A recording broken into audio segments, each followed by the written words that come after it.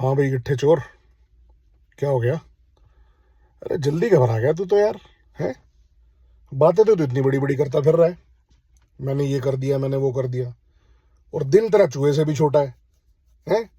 अभी आईटीआई का नाम ही लिया था तो 10 लग गए तुम्हारे को। दोनों मियाँ बीवी को चोर हो ना दोनों। चोर का दिल वैसे ही बहुत छोटा होता है। जब चोर को ये पता लगने लगता है ना कि मैं पकड़ा जाऊंगा, मेरे पकड़ा जाने के दिन नजदीक आ गए, तो वो बौखला जाता है। अब तुम दोनों भी ऐसी बौखला गए, है ना। अब तेरे स्टेटस भी डलते हैं रोज, खुलेआम डलते हैं।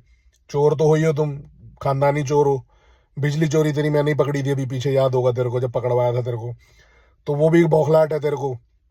अब तुझे ये भी पता लग गया कि भाई अब आरटीए लगेगी तो 1-1 रुपए का हिसाब देना पड़ेगा। जो 500-500 रुपए लेके तुमने नकली बिलों पे साइन करे हैं, अब जब पैसा का हिसाब देना पड़ेगा तो दुख तो होता ही है। वैसे गाँव का पैसा खाना गूं खाने के बराबर होता है। अब तुम दोनों ने खा तो लिया है ना। अब तुम्हें वो पच नहीं रहा, तो कल तुम आ गए दोनों, है ना। तू आया छुप के अपनी उस चोरनी के पीछे कि ईंटें हटा लो यहाँ से। खुंदक तो कुछ और थी, ईंट भी नहीं हटी तेरे से, एक ईंट नहीं हटाई गई। आया तू चोरनी के पीछे और चोरनी के पीछे चला गया वापस। बस का तेरे कुछ है नहीं। और जो तू बातें कर रहा है कि मैंने मार दिया ये वो, बेटा पापा हूं मैं तेरा, पता है ना तेरे को पापा कौन है तेरा, अच्छी तरह पता है ना। जब तेरा जीजा तेरी बहन को पीट रहा था तो इसी पापा को लेके गया था तू, याद है ना। कि पापा पापा चलो जीजा जी बहन को मार रहे हैं, तो यही पापा गया था तेरे साथ, याद है ना, भूला तो नहीं। चलो खैर।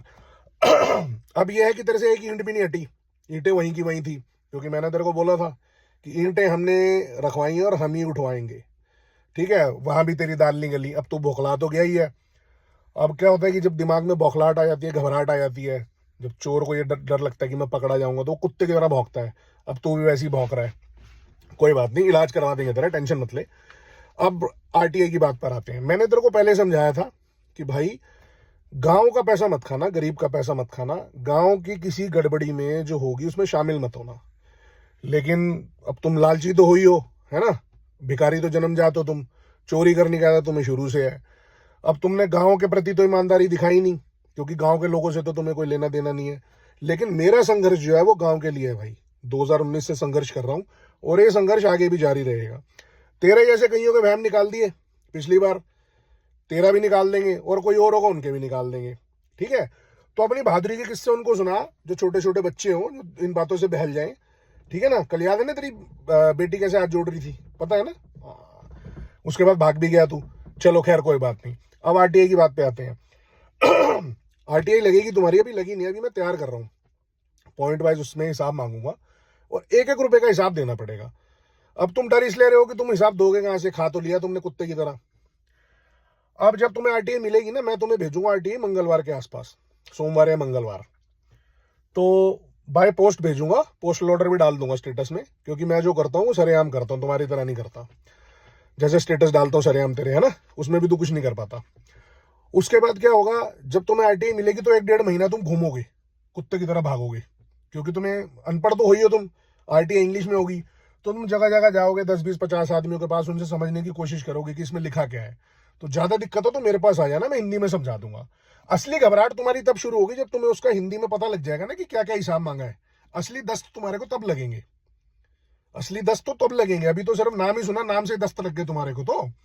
ठीक है ना। उसके बाद हिसाब देना पड़ेगा, फिर डलेगी रिकवरी। रिकवरी देने की ना देने की स्थिति में होती है जेल। तो स्टेटस भी रोज डलेंगे, आरटीआई भी डलेगी। ठीक है, और कर तो तू कुछ सकता नहीं है।